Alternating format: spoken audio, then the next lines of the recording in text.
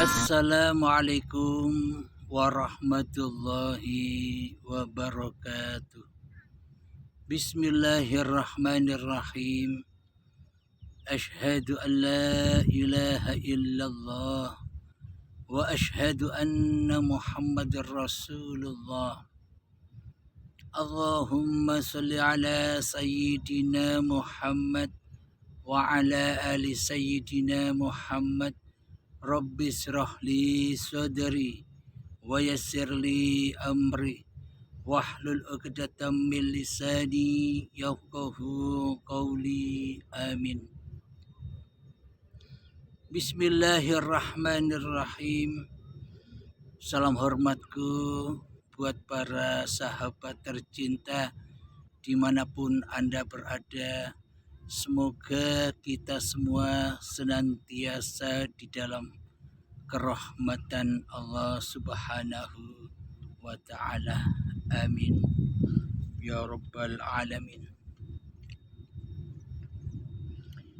Bismillahirrahmanirrahim.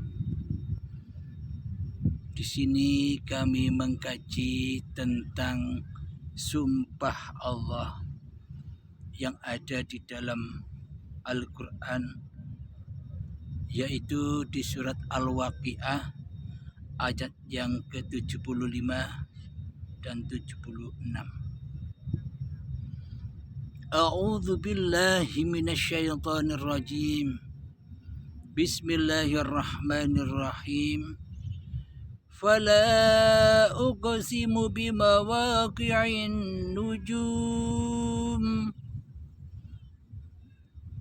wa innahu laqasamun law ta'lamuna 'azim. Artinya, maka aku bersumpah dengan masa turunnya bagian-bagian Al-Quran. Sesungguhnya sumpah itu adalah sumpah yang besar kalau kamu mengetahuinya. Shadaqallahul azim. Jadi Allah mencipta, menurunkan ciptaan-ciptaannya. Itulah sebagai sumpah Allah yang besar bagi orang-orang yang mengetahuinya. Maksudnya sumpah-sumpah Allah yang besar bagi orang-orang yang mengetahuinya, maknanya bagi manusia yang sudah bisa menyaksikan Sang Pencipta daripada menyaksikan yang diciptakan. Sumpah Allah yang maha besar itu hanya difahami oleh orang-orang yang sudah mempersembahkan kembali kewujudan diri manusianya kepada kewujudan Allah, yang sudah mempersembahkan kembali kehidupan manusianya kepada kehidupan Allah. Manusia yang sudah kembali kekuasaan diri manusianya dikembalikan kepada Allah. Bagi mereka lah orang-orang yang mengetahui. Jadi di sini bukan manusianya lagi yang mengetahui. Jadi bukan manusianya lagi yang bermakrifat, bukan manusianya lagi yang berilmu, bukan manusianya lagi yang hidup, bukan manusianya lagi yang berkuasa.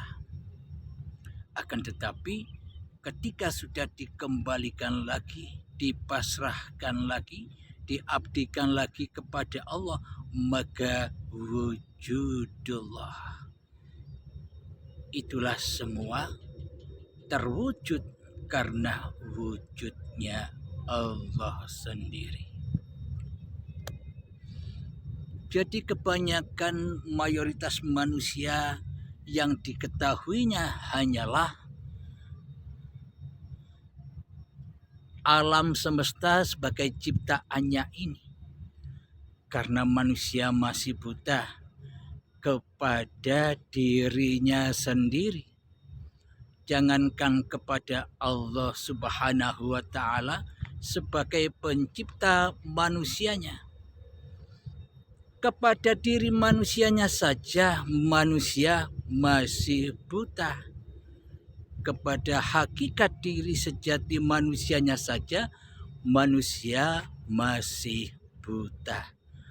Apakah mungkin manusia bisa menyaksikan Allah sebagai penciptaan alam semesta ini, sementara manusia terhadap dirinya saja tidak mengetahuinya? Apa maknanya manusia tidak tahu kepada dirinya sendiri? Selama ini kita manusia tidak menyadarinya bahwa sesungguhnya apapun yang kita lihat itu, apapun yang kita dengar itu, semuanya bermula, bersumber dari diri kemanusiaan kita sendiri. Akan tetapi selama ini kita tidak menyadari itu. Berhubung kita selalu bermain-main di luar diri kita, sehingga kita lalai, sehingga kita lupa, sehingga kita buta akan siapa yang mengawali, bersumber dari siapakah alam semesta ini dan segala sesuatu ini tercipta, terlihat, terdengar, terasa. Tentunya segala apapun yang kita lihat, segala sesuatu apapun yang kita saksikan dan yang kita dengarkan selama ini bersumber dari kewujudan, keberadaan diri manusia kita sendiri. Berarti adanya segala sesuatu, nampaknya segala sesuatu, wujudnya segala sesuatu, itu semua terjadi karena wujudnya diri kita sendiri.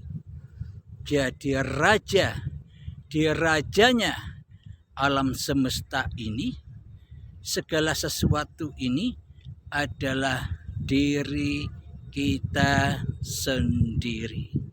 Jadi semuanya bersumber dari kewujudan kita sendiri selama ini.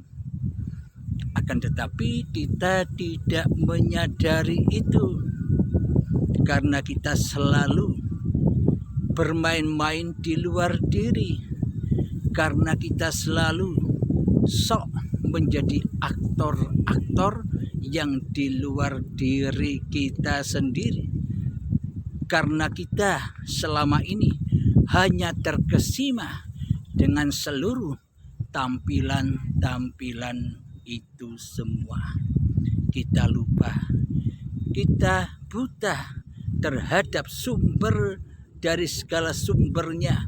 Wujudnya segala sesuatu itu adalah kita sendiri. Itulah cara mengenal diri. Belum mengenal dirinya Allah. Ini masih mengenal diri manusia kita. Alhamdulillahirabbil alamin. Jadi untuk mengenal diri Allah Subhanahu wa Ta'ala, maka kita wajiblah mengenal diri manusia kita terlebih dahulu. Nah, itulah bukti bahwa semua ini terjadi, semua ini tercipta, dan semua ini muncul dan terwujud karena adanya diri manusia kita sendiri. Tanpa diri kita, tanpa wujudnya badan kita ini, tanpa wujudnya mata kita ini, tanpa wujudnya rasa dan kekuasaan kita untuk melihat dan mendengar, maka semuanya tak bakalan ada, tak bakalan terwujud. Jadi nyatalah bahwa sesungguhnya wujudnya segala sesuatu yang kita hadapi selama ini karena bermakmum kepada wujud diri manusia kita. Jadi sebenarnya yang kita lihat, yang kita saksikan, yang kita dengar, semuanya hakikatnya sebenarnya tak pernah wujud, tak pernah ada tanpa diri kita sendiri. Inilah yang dimaksud mengenal hakikat diri manusianya. Selama ini kita semua lupa. Selama ini kita semua buta akan itu. Seolah-olah wujud yang di luar diri itu punya peran sendiri-sendiri.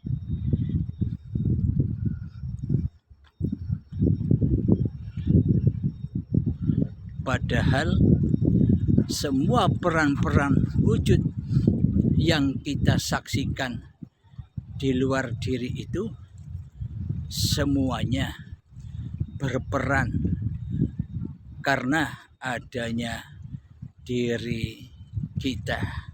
Tanpa adanya diri manusia kita, maka seluruh alam semesta ini, seluruh makhluk ini tak akan bisa berperan apa-apa.